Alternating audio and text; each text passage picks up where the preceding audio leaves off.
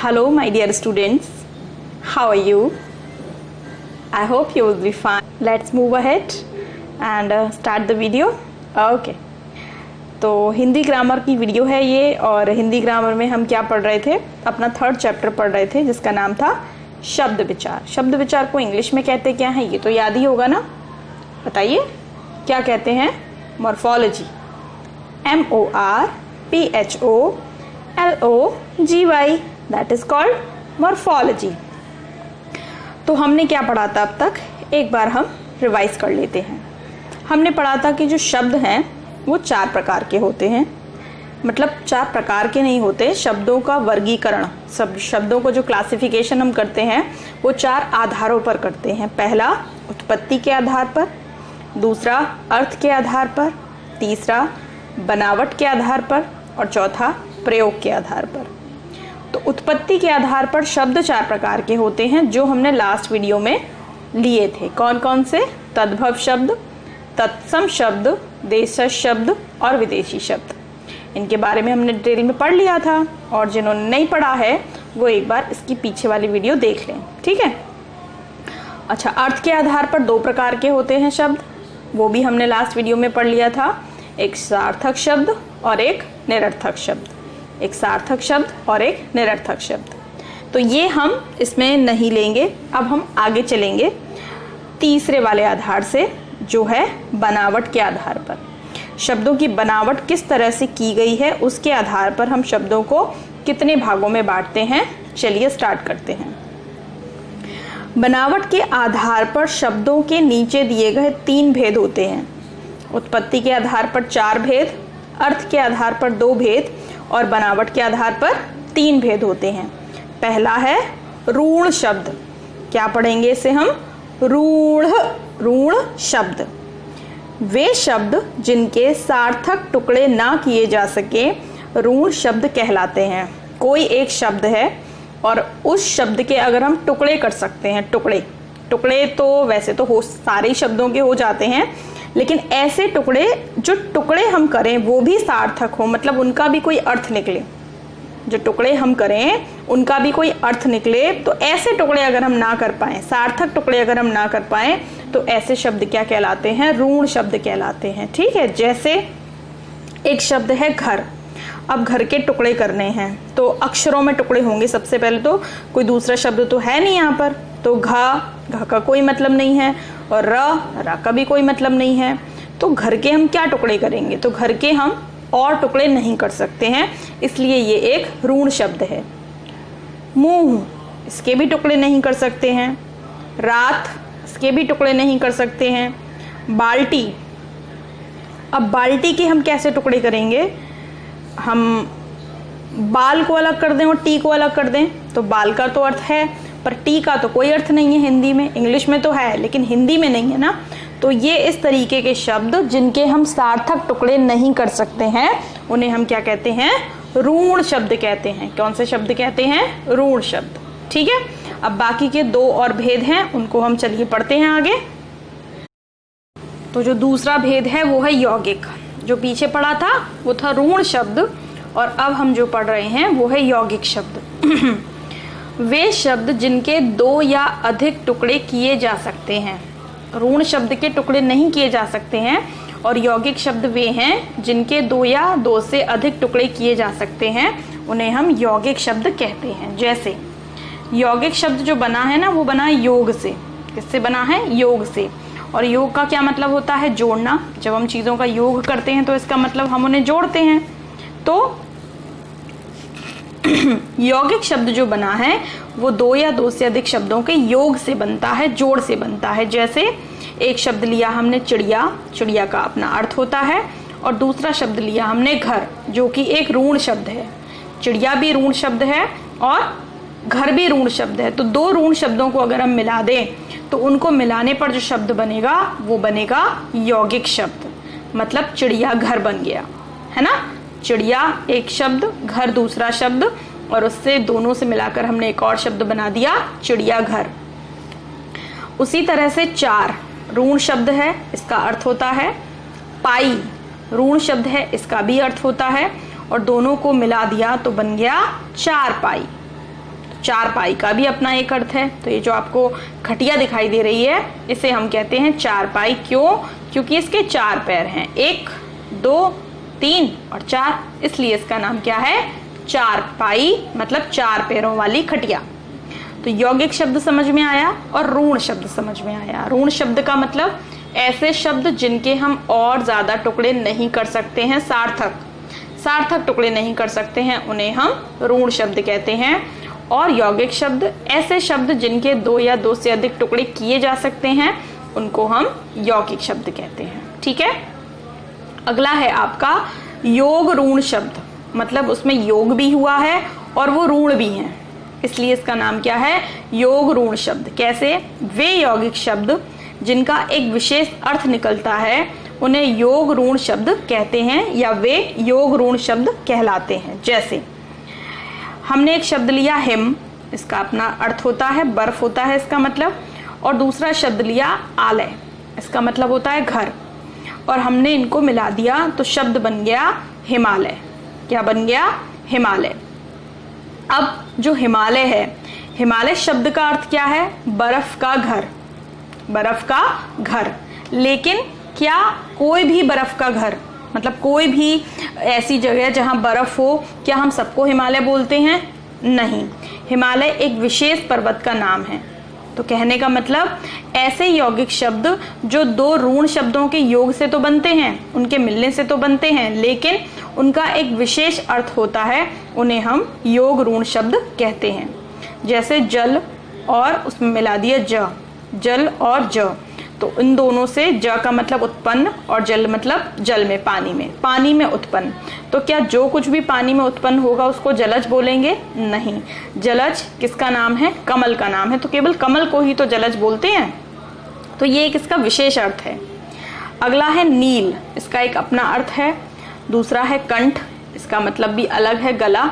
तो नील और कंठ को मिला दिया तो नीलकंठ हो गया, मतलब नीले कंठ वाला, नीले गले वाला। तो क्या जिसका भी गला नीला है उसको नीलकंठ बोलेंगे? नहीं, नीलकंठ विशेष रूप से किसके लिए यूज होता है? शिव जी के लिए यूज होता है। तो यहाँ इसका विशेष अर्थ है शिव जी। तो बात थोड़ी सी अंतर पे है जो आपको वहां पर पकड़नी पड़ेगी कि यौगिक, योग ऋण और ऋण शब्दों में क्या अंतर है। एक बार फिर से, ऋण शब्द वे शब्द होते हैं जिनके हम सार्थक टुकड़े नहीं कर सकते, जैसे घर, रात, बाल्टी, चिड़िया। ठीक है। यौगिक शब्द वे शब्द जो 2 या 2 से अधिक ऋण शब्दों से मिलाकर बनते हैं या जिनके हम 2 या 2 से अधिक सार्थक टुकड़े कर सकते हैं, उन्हें यौगिक शब्द कहते हैं। जैसे चिड़िया और घर को मिलाकर बन गया चिड़ियाघर, 4 और पाई को मिलाकर बन गया चारपाई। और तीसरा है योग ऋण शब्द।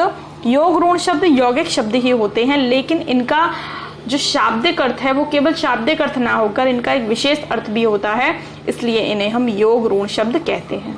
ठीक है, आगे देखते हैं। ऊपर दिए गए शब्दों का अर्थ अलग होता है, किंतु ये एक विशेष अर्थ में ऋण हो गए हैं। ऋण मतलब प्रसिद्ध हो गए हैं, ऋण मतलब प्रसिद्ध हो गए हैं, अतः ये योग ऋण शब्द हैं।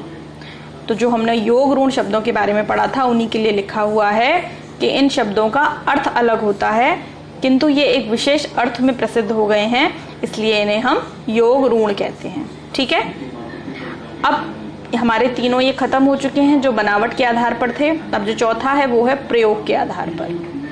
प्रयोग के आधार पर शब्दों के नीचे दिए 2 भेद होते हैं। प्रयोग के आधार पर हम शब्दों के 2 भेद देखते हैं, एक विकारी शब्द और दूसरा अविकारी शब्द। विकारी शब्द और अविकारी शब्द, इससे पहले आपने इसका नाम सुना होगा। तो अब हम पढ़ते हैं विकारी शब्द क्या होते हैं। विकारी शब्द वे शब्द होते हैं जिनके रूप में लिंग, वचन, कारक तथा काल के कारण विकार का मतलब होता है परिवर्तन या चेंज, आ जाता है, उन्हें विकारी शब्द कहते हैं। वे शब्द जिनके रूप में लिंग, वचन, कारक तथा काल के कारण, वे शब्द जिनके रूप में लिंग, वचन, कारक तथा काल के कारण परिवर्तन आ जाता है, उन्हें हम विकारी शब्द कहते हैं। विकारी शब्द 4 प्रकार के होते हैं, इसके अंदर भी और जाएंगे। विकारी शब्द 4 प्रकार के होते हैं, संज्ञा, सर्वनाम, विशेषण और क्रिया। संज्ञा, सर्वनाम, विशेषण, क्रिया मतलब सारी संज्ञाएं विकारी शब्द होती हैं। सारे सर्वनाम जितने हैं विकारी शब्द होते हैं, सारे विशेषण विकारी शब्द होते हैं और सभी क्रियाएं विकारी शब्द होती हैं। ठीक है, बस अभी आप इतना ही समझ लीजिए कि विकारी शब्द वे होते हैं जिनके रूप में परिवर्तन आ जाता है। किसकी वजह से? लिंग के बदल जाने की वजह से। जैसे लड़का शब्द है, उसका आप लिंग बदल दो तो लड़की बन जाएगा, तो रूप बदला ना। विशेषण है अच्छा, अब अच्छा खाना, खाने के साथ अच्छा, और अगर हमें बोलना हो लोग तो क्या हो जाएगा? अच्छा लोग तो नहीं होगा ना, क्या होगा? अच्छे लोग। तो रूप में परिवर्तन हुआ ना। तो ऐसे शब्द जिनके रूप में परिवर्तन कब हो जाता है? जब लिंग बदल जाए, या जब वचन बदल जाए, या जब कारक बदल जाए, जब काल बदल जाए, तो उन शब्दों को हम विकारी शब्द कहते हैं। तो विकारी मतलब विकार आ जाए, चेंज आ जाए, परिवर्तन आ जाए, तो वो विकारी होते हैं। संज्ञा, सर्वनाम, क्रिया और विशेषण, चार जो हैं वो विकारी शब्द होते हैं। इतना आप याद कर लीजिए। ठीक है, अब हम चलते हैं अविकारी शब्द पर। अविकारी शब्द स्टूडेंट्स देखिए, इनके रूप में कोई विकार या परिवर्तन नहीं होता है। मतलब इनके रूप में कोई भी लिंग बदल जाए, वचन, कारक, काल कुछ भी बदल जाए, जो ये शब्द जैसे हैं वैसे ही रहते हैं, इनमें कोई भी विकार या परिवर्तन नहीं आता है, तो उन्हें अविकारी शब्द कहते हैं। और अविकारी शब्दों को हम एक दूसरे भी नाम से जानते हैं, अव्यय। इन्हें अव्यय भी कहते हैं। अविकारी शब्द भी चार प्रकार के होते हैं। संज्ञा, सर्वनाम, विशेषण, क्रिया तो हो गए विकारी। अब इसके बाद क्या रह जाता है? क्रिया विशेषण, संबंध बोधक, समुच्चय बोधक और विस्मयादि बोधक, चार रह जाते हैं। तो ये चारों अविकारी शब्द हैं। कौन कौन से? क्रिया विशेषण जितने भी हैं, संबंध बोधक मतलब प्रेपोजिशन जितने भी हैं आपके, समुच्चय बोधक मतलब आपकी कंजंक्शंस जितने भी हैं, और विस्मयादि बोधक। ठीक है, इंटरजेक्शंस आपके जितने भी हैं, तो ये सारे के सारे आपके अविकारी शब्द हैं। क्रिया विशेषण, संबंध बोधक, समुच्चय बोधक और विस्मयादि बोधक। क्रिया विशेषण जैसे तेज, अब तेज को ऐसे लगाओ, तेज दौड़ता है तो तेज ही रहा। अब दौड़ती है, लिंग बदल दिया तो तेज ही रहा ना। दौड़ते हैं, फिर लिंग बदल दिया तो तेज ही रहा। तो तीनों में ही हमने लिंग बदल दिया लेकिन तेज नहीं बदला, तो क्रिया विशेषण है ये तेज, तो अविकारी शब्द है। इसी तरह से संबंध बोधक, अगर हमें लगाना है कोई भी प्रेपोजिशन लगाने हैं तो के नीचे वैसे ही रहेगा, चाहे किसी भी सेंटेंस में लगा दो, के ऊपर वैसे ही रहेगा, के बाहर, के सामने। समुच्चय बोधक लगा दीजिए, कंजंक्शन और लगा देते हैं, या लगा देते हैं, किंतु लगा देते हैं, इसलिए लगा देते हैं, परंतु लगा देते हैं, अथवा लगा देते हैं, तो ये सारे के सारे आपके अविकारी शब्द हैं। विस्मयादि बोधक, वाह, शाबाश, अरे, हाय, इस तरह के शब्द जो हैं वो आपके अविकारी शब्द हैं। ठीक है, तो प्रयोग के आधार पर शब्द कितने प्रकार के हुए? विकारी शब्द और अविकारी शब्द। तो ये है आज आपका चैप्टर जो हमने एंड कर दिया है। एक बार क्विक रिवीजन देख लेते हैं इसका, और वो भी आंखें बंद करके केवल सुनना है। ठीक है, देखिए, शब्दों को हमने क्या किया है? क्लासिफाई किया है, वर्गीकृत किया है। कितने आधार पर? चार आधारों पर। तो शब्दों को हमने चार आधारों पर बांट दिया है। कौन कौन से आधार हैं? उत्पत्ति के आधार पर, अर्थ के आधार पर, बनावट के आधार पर और प्रयोग के आधार पर। उत्पत्ति के आधार पर शब्द चार प्रकार के हैं। तत्सम, जो संस्कृत भाषा से आए हैं। तद्भव शब्द, जिनमें हमने संस्कृत भाषा से आए हैं लेकिन अपने हिसाब से परिवर्तन कर दिया है। देशज शब्द, जो हिंदी भाषा के आसपास की जो और बोलियां होती हैं उनसे लिए गए हैं। और विदेशी शब्द, जो विदेशी भाषाओं से आए हैं। ठीक है, अब उसके बाद हमने लिया अर्थ के आधार पर। शब्द दो प्रकार के होते हैं, सार्थक शब्द और निरर्थक शब्द। जिन शब्दों का अपना कोई अर्थ होता है उन्हें सार्थक शब्द कहते हैं, और जिन शब्दों का अपना कोई अर्थ नहीं होता है उन्हें हम निरर्थक शब्द कहते हैं। अब हमने लिया बनावट के आधार पर। शब्द तीन प्रकार के होते हैं, ऋण शब्द, यौगिक शब्द और योग ऋण शब्द, जो अभी हमने पढ़ लिए हैं। और चौथा है प्रयोग के आधार पर। शब्द दो प्रकार के होते हैं, विकारी शब्द और अविकारी शब्द, जो अभी हमने खत्म किए हैं। अविकारी शब्द चार प्रकार के होते हैं, संज्ञा, सर्वनाम, क्रिया और विशेषण। और अविकारी शब्द भी चार प्रकार के होते हैं, क्रिया विशेषण। देखिए वो अलग है, क्रिया अलग है, विशेषण अलग है, और ये क्रिया विशेषण एक साथ है। तो क्रिया विशेषण, संबंध बोधक, समुच्चय बोधक और विस्मयादि बोधक। ठीक है, तो इसको आप बहुत ढंग से पढ़िए और सारी जो डेफिनेशंस हैं उनको अच्छे से लर्न कीजिए और बार बार इनको रिवाइज कीजिए। ठीक है, तो आज का वीडियो हम यहीं पर एंड करते हैं। See you in next video. Till then, take care of yourself. Stay healthy, stay fit. Bye bye.